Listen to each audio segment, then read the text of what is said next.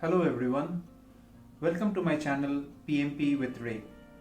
My name is Ray and I am a PMP certified project manager, and through my videos in this channel I will help you to pass your PMP exam in the first attempt.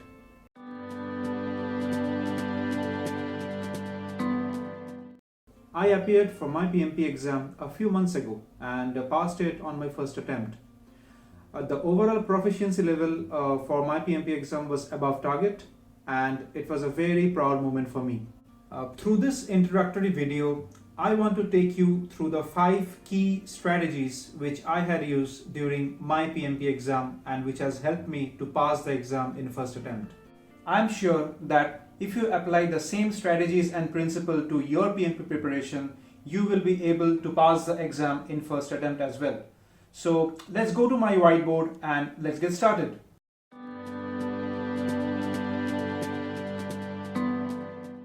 Welcome to my whiteboard, guys. So here what we'll do is we will go through the 5 key building blocks of your PMP preparation. I have written it down right here and we will go through it one by one.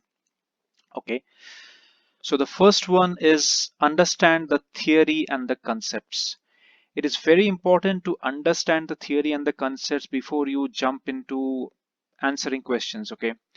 Now, when you learn the theory, there are 2 parts to it. First is you need to follow a textbook. So this can be Rita's book. Okay. It is one of the very popular one in the market, and there is another one called the PMP Head First.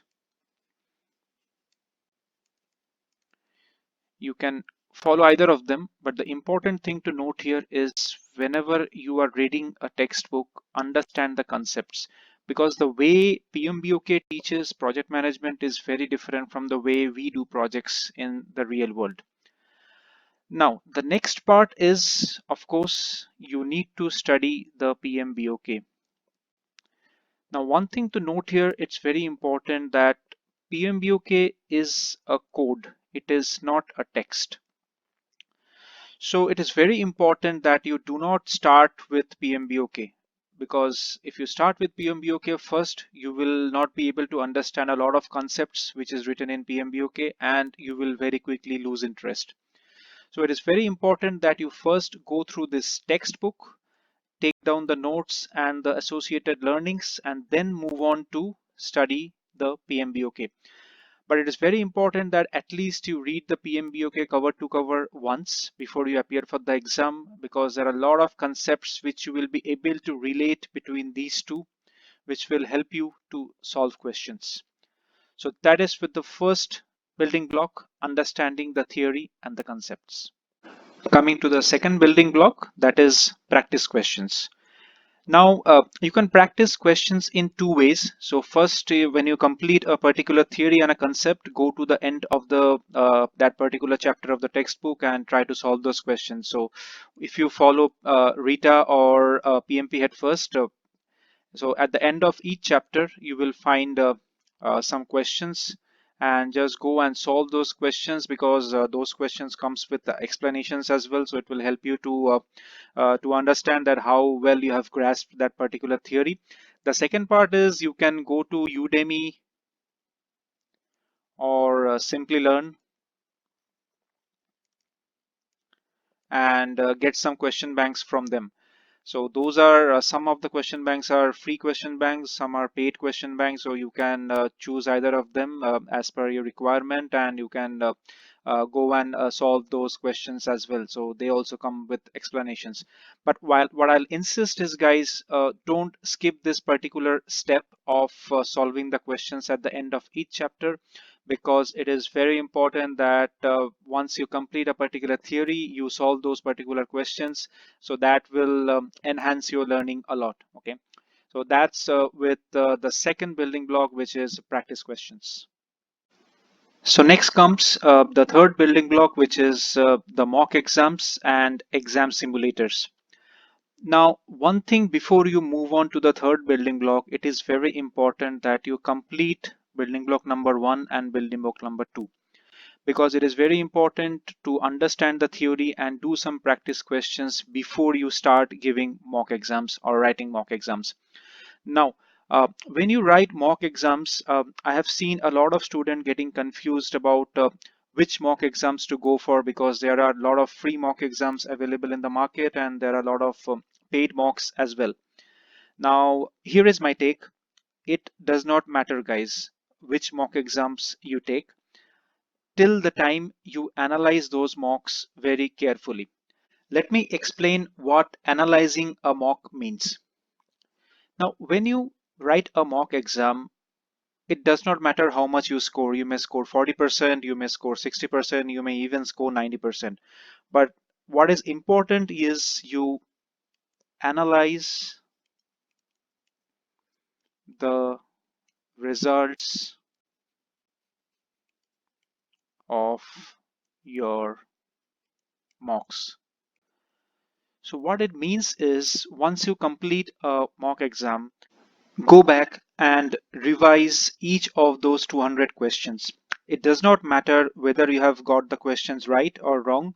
What it matters is to understand that if you are getting a question wrong, why you are getting it wrong. Or even if you have got a question right, it is very important to understand that whether you have got the question right just by fluke, or you really know the concept. So that's how you should analyze a mock.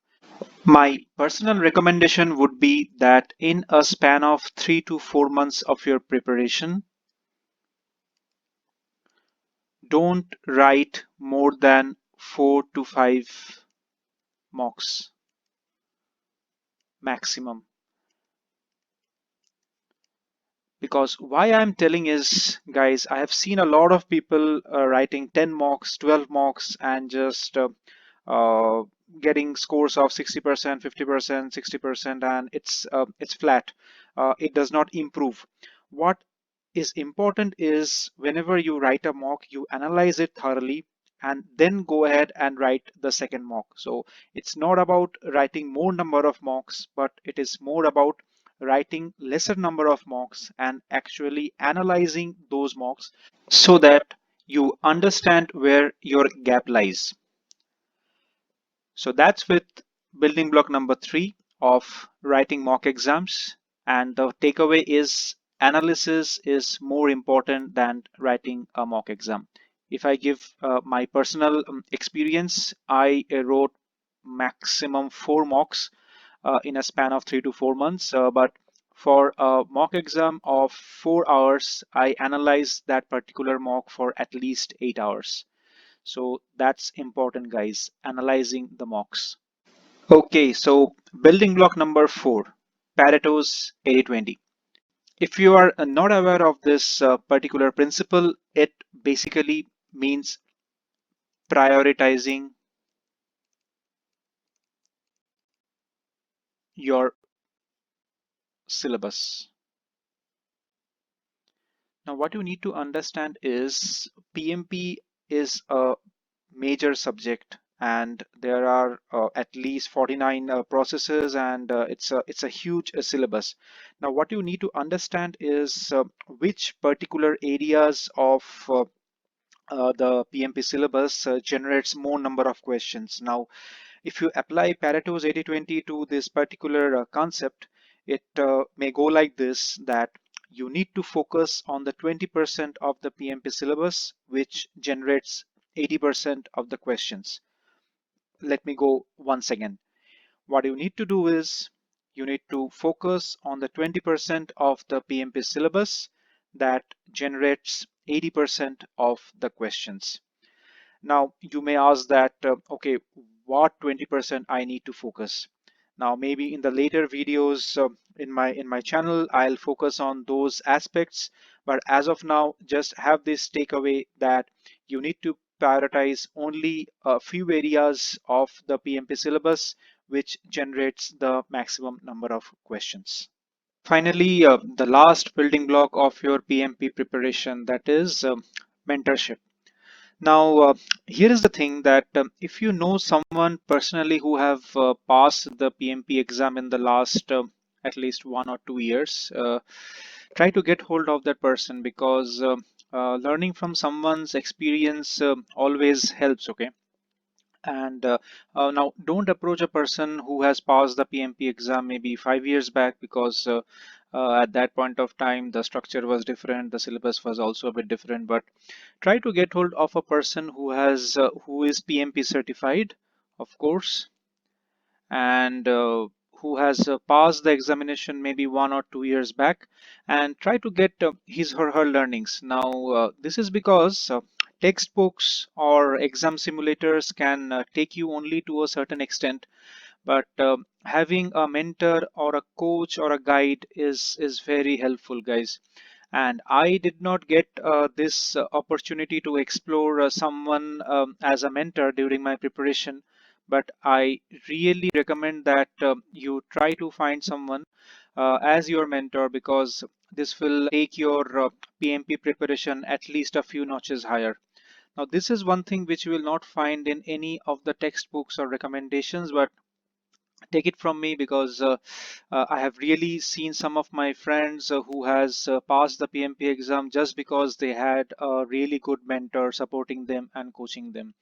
Because at the end of the day, learning from someone's experience and first-hand experience is always the learning is very high, and I really suggest that you explore this particular domain of trying to get a mentor during your PMP preparation. Let me know in the comment section below how did you feel about this video. If you have liked the video, give me a thumbs up. Don't forget to subscribe to this channel PMP with Ray and press the bell icon to not miss another update. More videos to help you with your PMP preparation coming on your way. Bye bye.